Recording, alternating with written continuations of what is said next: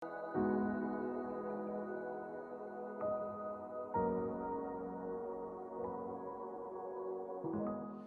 tal a todos? Buenos días, que están ustedes ahí conectados en casa. Dios bendiga sus vidas. Qué bueno que están pudiendo seguir conectados. Insisto, este es un tiempo difícil, este es un tiempo extraño para todos y que nuestras oraciones estén enfocadas a recibir fortaleza de Dios, dirección de Dios. Hemos estado orando por cada miembro de Pan de Vida, que Dios los fortalezca, que Dios les provea, que Dios los guarde literalmente de este virus que amenaza. Y bueno, pues antes de empezar el servicio, el sermón, las mismas indicaciones: cuídense. Ahorita estamos en momentos críticos, según he escuchado de las autoridades de salud, para evitar que la curva se dispare, la curva de contagios. Es importantísimo que ustedes se mantengan en casa. Es muy importante que ustedes no salgan de casa más que lo más necesario posible, porque aún hay personas que no les queda de otra. Tienen que salir a trabajar y aquellos que sí pueden quedarse en casa, aún conscientes de la necesidad económica que esto puede generar. Los que se quedan en casa reducen la cantidad de posibles contagios. Entonces, quedarse en casa es ayudar a que esto no se propague más allá. Entonces, estas son las medidas prácticas que nosotros podemos tomar. Insisto, les animo a que mantengan la vista enfocada en el Señor, las medidas de precaución. Y bueno, les enviamos un saludo. Y con esto, ¿qué les parece si oramos? Señor Jesús, pedimos en esta mañana que tú abras nuestro entendimiento para comprender las Escrituras. Pedimos, Señor, por aquellas personas que están arriesgándose, Señor, que tienen que trabajar, que tú guardes a cada persona de contaminarse con este virus. Y pedimos, Padre, que tú proveas para cada familia, Señor, conforme a tus riquezas en gloria. Nos encomendamos a ti, Señor, en el nombre de Jesús. Amén. Muy bien. Yo no sé si habían oído esta historia o este nombre, pero Horatio Spafford, está raro el nombre.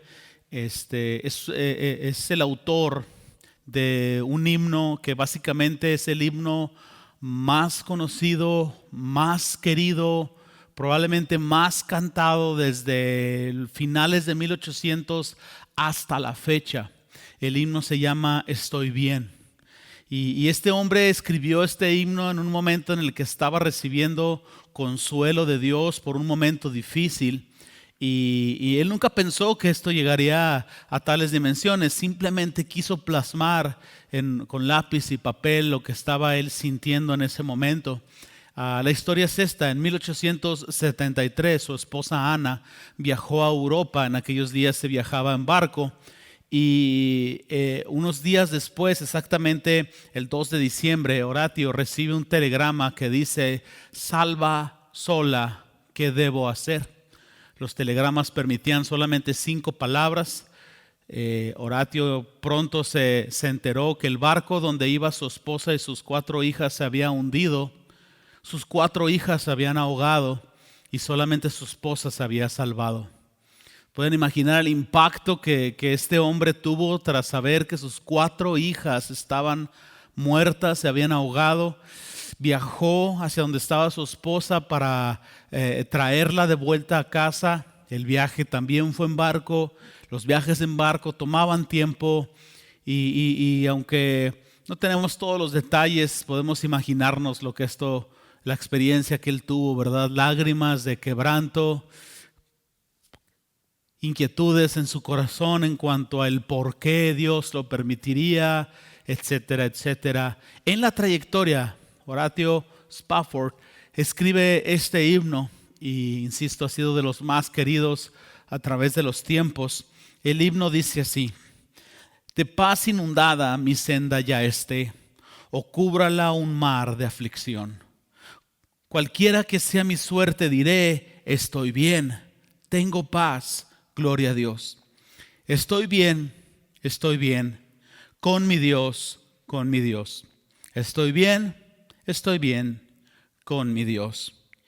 Ya venga la prueba o me tiente Satán, no disminuye mi fe ni mi amor, pues Cristo comprende mis luchas, mi afán, y su sangre obrará a mi favor.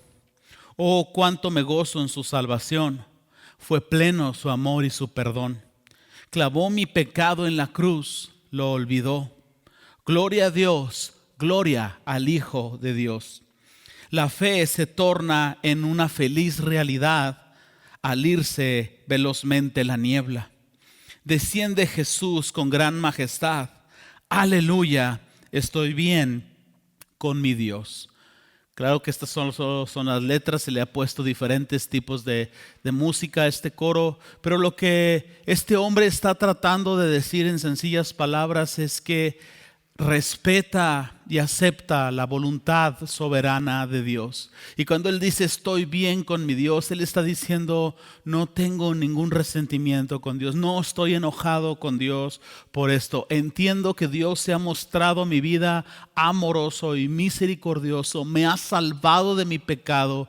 Este hombre está ubicado en lo diminuto que él es y en lo grande que es Dios, y por doloroso que esto sea, él está encontrando consuelo en Dios y está diciendo estoy bien, mi fe no va a disminuir. En otras palabras, Señor, te voy a amar con todo mi corazón en las buenas y en las malas. Esencialmente, si tú confías en Dios, entonces tú tienes que confiar en que Dios tiene un plan soberano para tu vida y un plan soberano para todo lo que sucede en nuestro alrededor, en cada rincón del mundo, y que nada de lo que suceda, incluyendo esta etapa rara que estamos viviendo, que es el tema de conversación por todos lados, nada de esto está fuera de el plan soberano de Dios. El mensaje de hoy tiene que ver tanto con entender la voluntad de Dios, aceptar la voluntad de Dios y reconocer el dominio que Dios tiene sobre todas las cosas que suceden, aún en los más mínimos detalles. En esencia, lo que quiero hacer es conectar un poco el mensaje que tuvimos la semana pasada con este mensaje, continuar por esta línea de la soberanía de Dios, porque hay tanto consuelo en nuestros corazones cuando sabemos que Dios está en control de los más mínimos detalles. Como hemos hecho cada vez, espero que esto no les fastidie o les moleste, pero la intención es que pueda haber claridad en lo que estamos hablando. Pero al final tú quieres llevarte este pensamiento y está muy simple. Dios usa todo para que se cumpla su voluntad.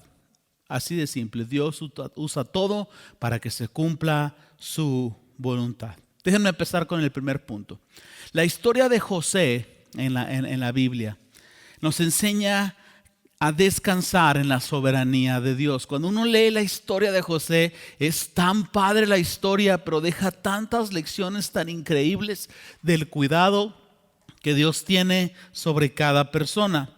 Antes de empezar con la historia, déjenme compartir esta idea. Cuando nosotros ponemos nuestra vista en este mundo, cuando nosotros ponemos nuestros estándares y nuestras esperanzas en todo este mundo, lo que sucede es que eventualmente, al ver que este mundo está en caos, experimentamos desolación, experimentamos angustia, ansiedad, desesperación, porque nuestra vista está puesta en algo que es perecedero, que está en descomposición, que nos va a pagar mal.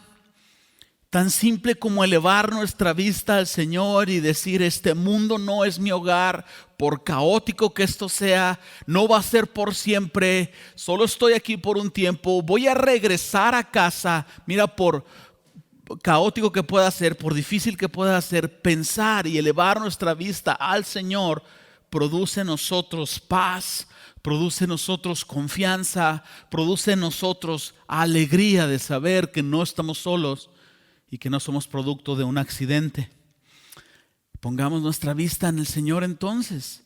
Elevemos nuestra mirada a Él y enfoquémonos en el hecho de que Dios existe y por lo tanto Dios tiene un plan. Todo lo que vemos en la creación es demasiado perfecto, es demasiado deliberado como para pensar que este diseño inteligente sucedió por sí solo. Sabemos que existe un Dios con tanta perfección, con tanta pasión, con cada detalle planeado.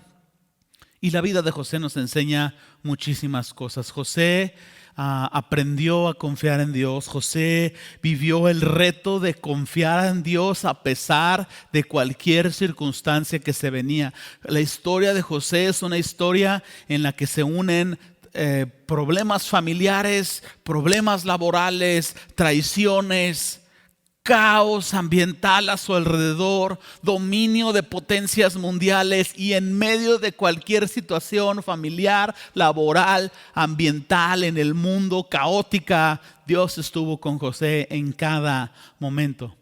Yo quiero pensar que la gran mayoría de los que están escuchando este video han leído o han escuchado la historia de este famoso José el soñador, pero lo repaso nada más para ir ubicándonos en detalles. Fue un hijo querido por su padre, menor de todos sus hermanos, pero sus hermanos no lo querían. Y sus hermanos lo vendieron como esclavo a unos mercaderes, y terminó como esclavo en Egipto. Y de la noche a la mañana, sin deberla ni temerla, como decimos, pasó de ser un hijo amado a ser un esclavo agitado. Y luego, ¿qué sucede? Que está ahí en trabajos forzados, pero José se esfuerza, José confía en Dios, José empieza a sanar de alguna manera parte de su corazón, empieza a prosperar. Dios lo hace prosperar donde está y se convierte en el principal mayordomo de la casa de su amo, Potifar, jefe de la guardia de Egipto, por cierto. O sea, era el mero de las fuerzas armadas de Egipto, su patrón laboral, su jefe. Y entonces José empieza a prosperar.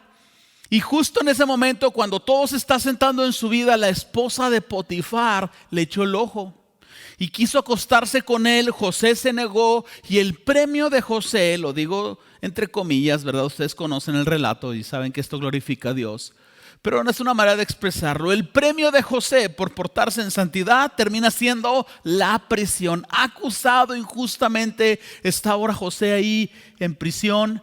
Y imagínense el dolor, imagínense la confusión, imagínense el coraje que experimentó en momentos de oscuridad y de soledad ahí en un calabozo, en una cueva. Y de pronto, ¿qué sucede? Que José está ahí solo. No tiene a nadie que lo defienda. No tiene nadie que le apoye. Enojado, confundido, temeroso, inseguro. Piensa en la emoción que tú tendrías si te sucediera exactamente lo mismo. Ok, vamos a poner pausa a la historia de José por un instante. No sé si te ha tocado, años atrás, y hoy mis historias que delatan mi edad, pero años atrás rentábamos películas, íbamos a un lugar llamado Blockbuster. Y entonces yo sé que ahorita ya toda la generación está en Netflix, pero me tocó vivir esa etapa en que ibas y escogías la película. Quizás en Netflix también funciona este ejemplo, pero muchas de las veces veías la portada de la película, y la portada de la película te hacía ver un momento de la película, pero no te hacía ver la película completa, ni el principio ni el final. Y qué complicado es juzgar una película por lo que ves simplemente en una portada. Tú necesitas ver la historia completa, la película completa. Pero por este momento vamos a poner una pausa, vamos a quedarnos solamente con la portada de la historia de la vida de José. Y déjame hacer algunas preguntas. ¿Cómo, a este punto de su vida, cómo se supone que debería de sentirse José? ¿Cómo debería ser su pensamiento acerca de la vida, acerca de Dios? ¿Cuál sería la respuesta emocional que José estaría teniendo ante todas estas situaciones que estaba experimentando? Déjenme hacer la pregunta un poco más personal. ¿Y qué de nosotros? Cuando adversidad y dificultad vienen a nuestras vidas, cuando nuestros planes y nuestra seguridad y nuestra estabilidad, como en este tiempo difícil, se está empezando a ver amenazada, ¿dónde está nuestra convicción? ¿O qué es lo que nosotros estamos planteando como preguntas fundamentales? ¿Dónde está Dios? ¿Por qué Dios permitió esto? ¿Por qué Dios no me ayuda? ¿Cuáles son nuestras respuestas emocionales hacia Dios en momentos de dificultad? Porque mira, a lo mejor tú no fuiste vendido por tus hermanos, me explico, pero a lo mejor ahí en el trabajo sí te ponen ahí el tropiezo, la zancadilla para que tú quedes mal y tu compañero quede bien y agarre el puesto más alto. A lo mejor tu jefe ve que tienes mejor potencial y siempre te va a hacer la vida de cuadritos para que tú no subas y tomes su posición. Mira, a lo mejor tú no fuiste vendido como esclavo, ¿verdad? Pero en este tiempo te mandaron a casa por no sé cuántas semanas y te dijeron: no vamos a poder pagarte sueldo, estamos en contingencia, pero la empresa no puede pagarte. Quizás tú no fuiste encarcelado, pero estás ahí en tu casa en este tiempo de contingencia y te estás jalando los cabellos, pareces ahí alguien desesperado y no estás en una prisión, pero te sientes encerrado en tu casa como si fuera una prisión. A lo mejor no estás en prisión, pero enfrentaste o estás enfrentando divorcio. A lo mejor no estás siendo traicionado ni encarcelado, pero hay desempleo. Has perdido un familiar querido. Una enfermedad letal está tocando a alguien de tu familia. Todos experimentamos momentos de dificultad, aún más allá de este tiempo difícil, esta pandemia mundial. Todos enfrentamos dificultades y qué interesante es la manera en cómo nosotros reaccionamos ante esto, porque a veces, por instantes quizás, dudamos de la bondad de Dios. Dudamos de la intervención de Dios. Muchos hemos llegado quizás a preguntarnos: ¿dónde está Dios ahorita en el mundo? ¿O sabe Dios lo que está sucediendo en el mundo? Y nos preguntamos: bueno, ¿le importa a Dios todo esto que está pasando en el mundo? Y mira, la gente tiene diferentes formas de entender la vida o de entender a Dios, de explicar la existencia de Dios. Y dependiendo de la cosmovisión que tú tengas, va a ser el punto de vista que tú tengas del mundo.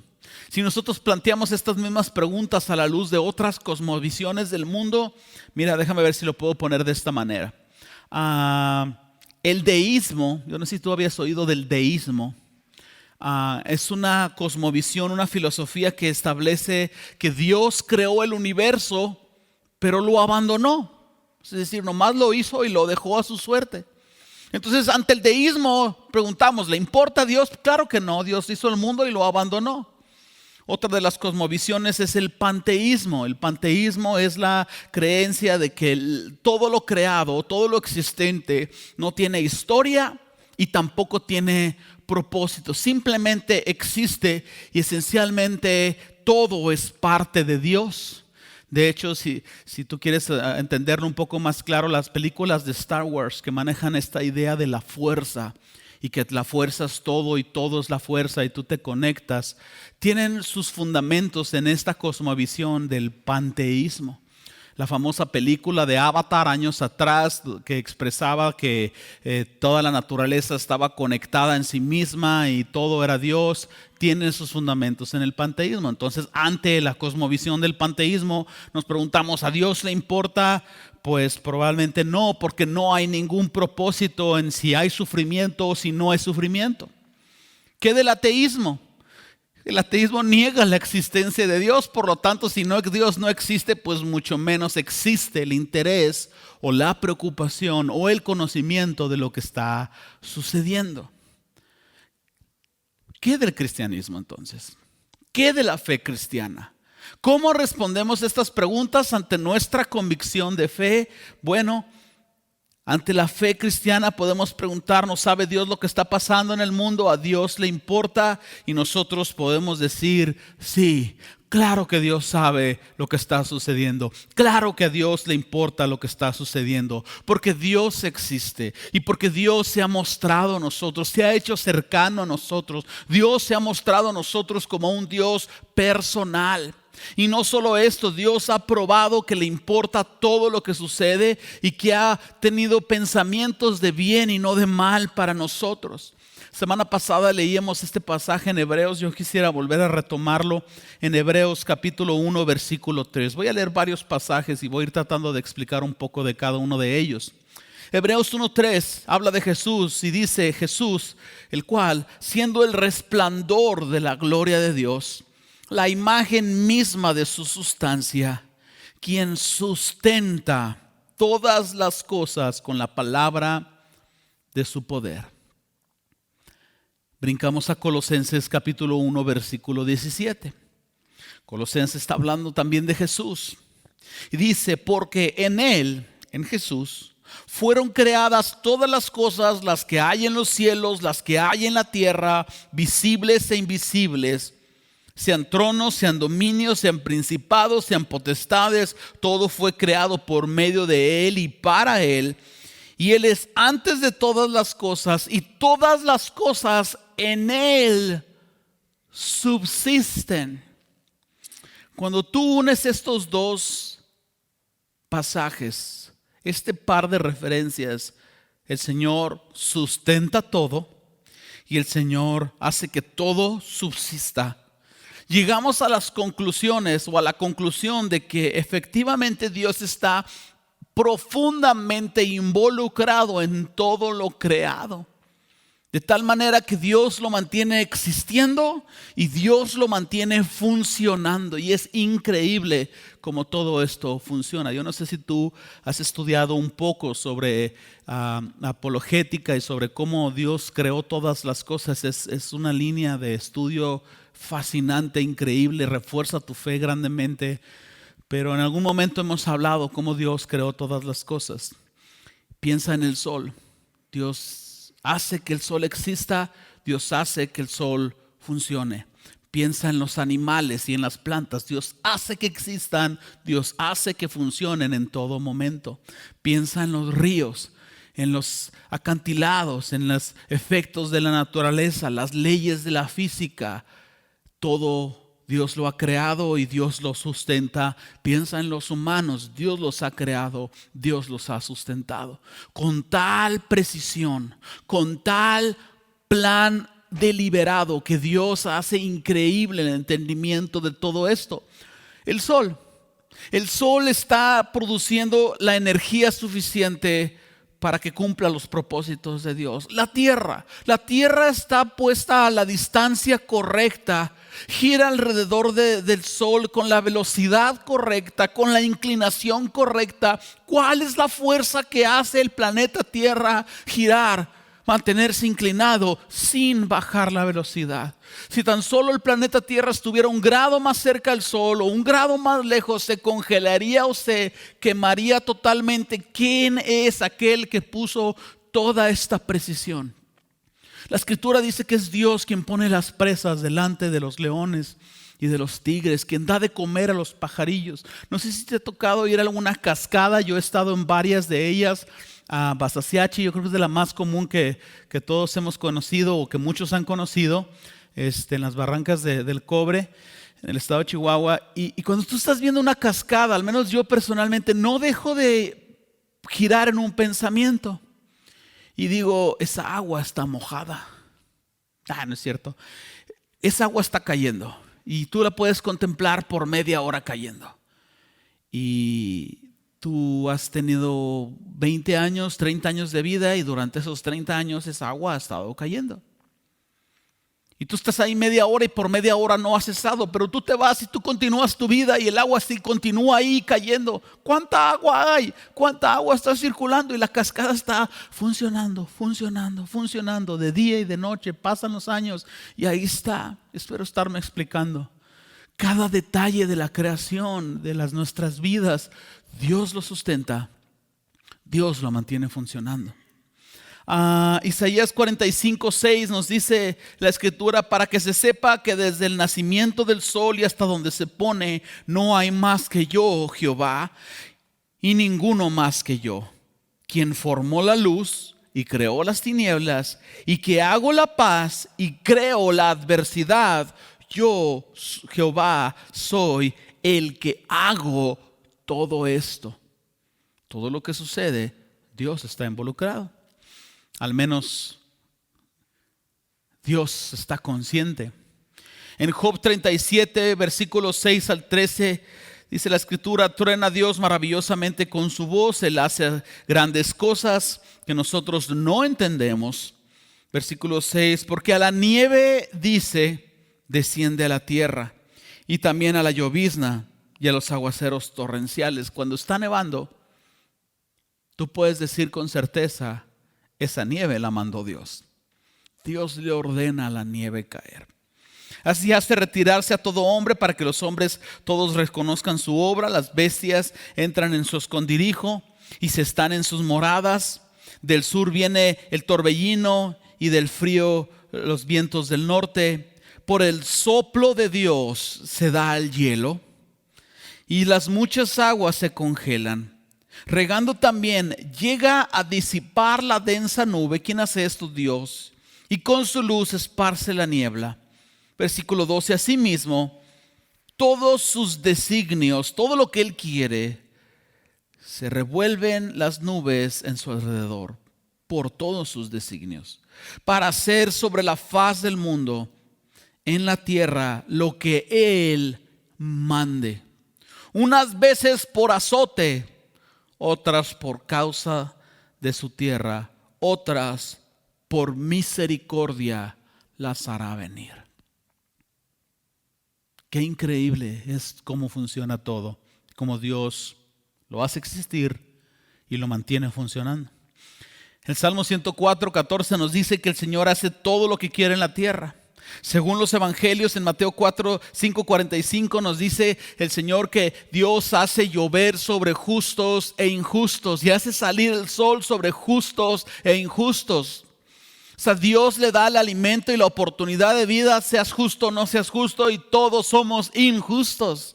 Y Dios nos da lluvia, y Dios nos da alimento, y Dios nos da muchas cosas. Según los evangelios nos dicen por boca de Jesús que el Señor le da de comer a los pajarillos, no los abandona, no nos va a abandonar a nosotros. Mira, Dios es tan increíble que a veces nosotros echamos un volado para decir, bueno, vamos a ver si hacemos esto o hacemos lo otro. O a veces tiramos los dados en un juego de mesa, ¿verdad? O simplemente tiramos algo, hacemos algo para dejar la decisión al azar. Mira lo que dice Proverbios 16:33, Nueva Traducción Viviente. Podemos tirar los dados, pero el Señor decide cómo caen. Wow, qué increíble es esto. Un Dios que tiene tal dominio, que tiene tal cuidado de todas las cosas. No pienses que este Dios está ajustando el plan sobre la marcha. Que llega el coronavirus y Dios está ajustando las profecías para que encajen en el coronavirus o para que encajen en la economía mundial. Dios había previsto estas cosas mucho tiempo atrás. Retomemos la historia de José por un momento. La habíamos puesto en pausa. ¿Recuerdas el resto de la historia? Efectivamente, Dios mostró su amor, su cuidado y su misericordia a la vida de José. El asunto es que José no lo había visto. José no había visto el panorama amplio. José todavía no tenía la madurez espiritual para entender todo lo que Dios estaba haciendo. Era necesario que él pasara por dolor para que mucho de lo que lo cegaba en su carne fuera quitado, su carácter fuera formado y José lograra tener un entendimiento más limpio, más amplio de quién era Dios y qué era lo que Dios estaba haciendo. Y entender sobre todo, ¿verdad?, que José no era un accidente, que en todo momento Dios estuvo ejecutando su plan en su vida, que su vida no fue producto de caos, sino el resultado de un plan y un diseño.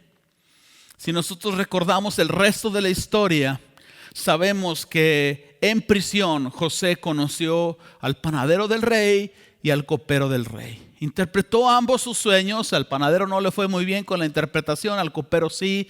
José pues quería que el copero lo recordara cuando saliera de ahí de prisión, pues para ver si sus influencias con el rey lo sacaban con el faraón. Y entonces el copero no se acordó de José. Pero Dios nunca se olvidó de José. En su debido momento, Faraón está siendo atormentado por un sueño. Soñaba 7 vacas gordas y luego soñaba 7 vacas flacas que se comían a las 7 vacas gordas. Lo mismo con espigas, y a veces uno sueña, perdón la palabra, cada tontería, cada tarugada, que uno se levanta así turbado. No sé si te ha tocado que te levantas de un sueño y estás enojada con tu esposa ahí por ciertas cosas y luego te das cuenta que fue un sueño, es una tontería. Pero en Faraón era algo que se repetía, era algo que estaba ahí, era algo que estaba turbando su alma, sus emociones. Y el copero no se acordó de José. Dios le recordó al copero de la existencia de José y le dice: hay alguien que interpreta sueños, pues mándalo a traer. El faraón le dice: tú interpretas sueños. Le dice José, fíjate estas palabras: la interpretación no viene de mí, viene de Dios. José interpreta el sueño de Faraón porque Dios le da en la interpretación del sueño de Faraón, y el nombre de Dios termina siendo glorificado. Y mira, déjame hacer una pausa, porque tú sabes del resto de la historia. Si tan solo, voy a ir caminando hacia atrás, si tan solo José no hubiera estado en prisión, no hubiera conocido al copero. Si Dios no le hubiera dado la interpretación del sueño a José del copero, el copero no le hubiera hablado a Faraón. Si José no hubiera sido traicionado o injustamente acusado por la esposa de Potifar, no habría estado en prisión, no había conocido al copero, no había interpretado el sueño del copero, no había sido recomendado con Faraón, no había interpretado el sueño de Faraón. Y el que sigue y el que sigue. Tú ves la historia de José y empiezas a retroceder todos los detalles. Y fue vendido para estar en este lugar, y fue traicionado para estar en este lugar, y fue conectado para estar en esta posición, y eventualmente fue puesto en autoridad, el segundo con mayor autoridad en Egipto después de Faraón. No solo eso, sino Dios lo llenó de sabiduría para ahorrar en las vacas gordas y poder superar las vacas flacas. No solo esto, sino Dios lo utilizó como un instrumento para salvar a muchos de una muerte segura por el hambre, y principalmente salvar a su familia, esencialmente al pueblo de Israel, de morir de hambre. Cuando tú ves todo esto de esta manera, te das cuenta que Dios quiso usar la vida de José, y Dios quiso llevarlo a través de una serie de acontecimientos para utilizarlo como un instrumento para salvar una vez más a su pueblo amado. Qué increíble. Años más tarde, José ya tenía el carácter, después de haber sufrido y haber pasado tantas cosas, tenía la madurez para entender que todo esto era plan de Dios. Génesis 50, 20 y 21, quiero leerla en la Nueva Traducción Viviente. Mucha atención a estas palabras. Ustedes se propusieron hacerme mal, pero Dios dispuso todo para bien. Él me puso en este cargo para que yo pudiera salvar la vida de muchas personas. No tengan miedo. Yo seguiré cuidando de ustedes y de sus hijos, así que, hablándoles con ternura y bondad, los reconfortó. José no podía haberles hablado con ternura y con bondad, ni reconfortarlos, porque antes de este entendimiento José estaba lleno de rencor. José quería venganza, y cuando los vio, la escritura dice que sus entrañas se estremecieron y que él lloró tan fuerte que todo el palacio lo escuchaba.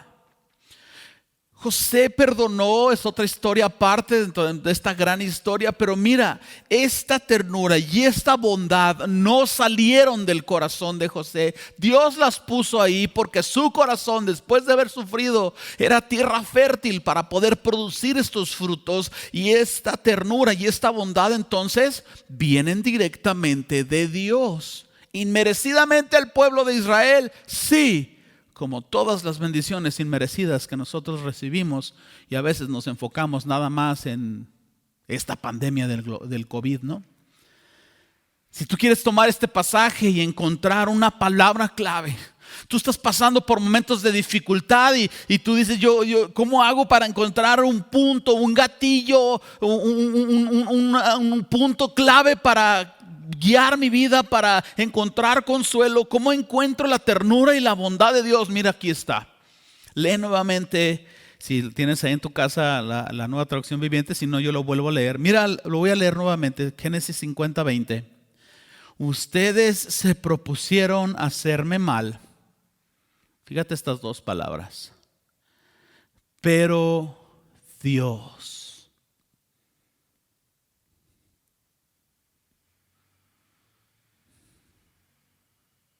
Pero Dios.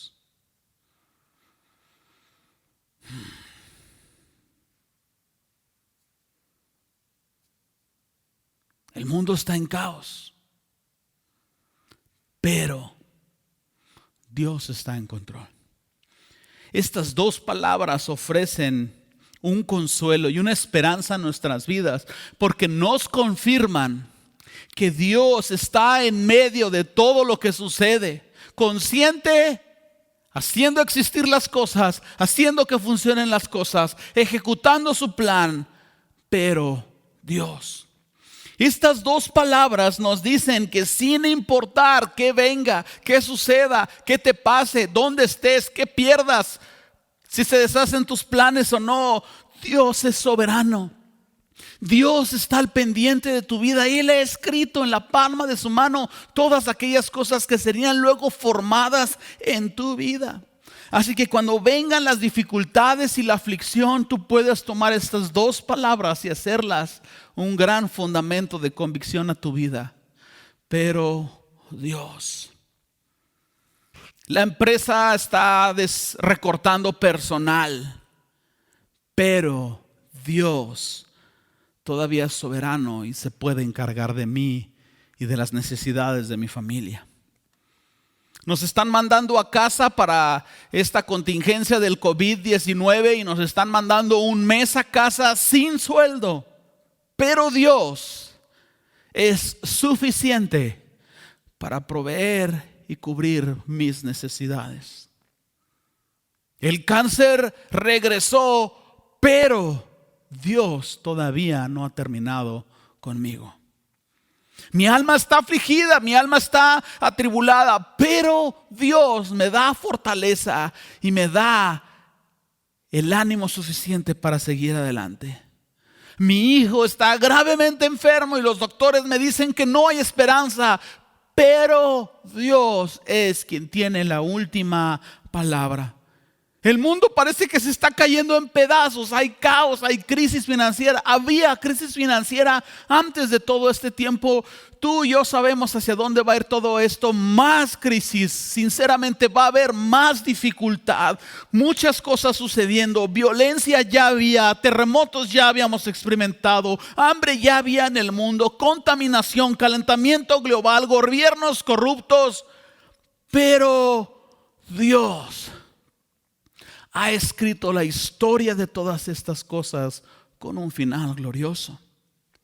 Todo el mundo pensó que el ministerio de Jesús y la vida de Jesús habían terminado en esa tumba oscura. Pero Dios levantó a Jesús de entre los muertos para darnos a nosotros una esperanza de vida, para darnos a nosotros una esperanza que va más allá de este mundo. Pero Dios, cuando nosotros pensamos que esta situación o la situación que estamos viviendo es el final de la historia, claro que vas a entrar en desesperación y en angustia. Pero cuando nosotros confiamos que esto simplemente es parte de la historia, tu corazón empieza a ser lleno con gran esperanza. Dios tiene un diseño. Te animo a convencerte de esto, a reforzar tu convicción. Dios tiene un plan. Dios es soberano. Dios todavía no termina contigo. Esta historia todavía no termina. Estamos en la parte final, pero todavía no termina. Deja que estas palabras llenen tu corazón de esperanza. Pero Dios. Llévate este pensamiento. Dios usa todo para que se cumpla su voluntad. ¿Por qué no oras conmigo ahí en casa o donde tú estés en este momento? Señor, en el nombre de Jesús, venimos delante de ti pidiéndote primero por aquellos que no te conocen. Señor, que ellos puedan en este momento de dificultad quebrantar su corazón y que el velo de ceguera sea quitado y que todos aquellos que no te conocen te conozcan, Jesús, reconozcan su pecado y se rindan a ti para salvación, Señor. Yo levanto mi voz por todos aquellos que están escuchando este mensaje, Señor. Que tú les des la fortaleza para poder superar este tiempo difícil. Señor, que ellos puedan saber que todo esto está sucediendo y es una realidad. No la vamos a evadir, pero tú estás en soberano control de todas las cosas. Yo pido por aquellos que están ahorita sin trabajo, Señor, que tú les proveas, Señor, siempre el alimento en sus casas. Yo pido, Señor, por aquellos que se están arriesgando al salir a la calle por su trabajo, que tú los guardes de la contaminación de este virus. Señor, yo pido por aquellas personas que están experimentando ansiedad por estar encerradas. Señor, que tú seas suficiente en sus vidas, Señor, y que tú permitas que pronto podamos volver a reunirnos como iglesia, Señor. Pedimos que tu evangelio crezca en este tiempo de dificultad, Señor, y nos encomendamos a ti y dependemos de ti, y el resultado de todo esto será para tu gloria, Señor. En el nombre de Jesús. Amén. Dios los bendiga. Nos vemos próximo domingo.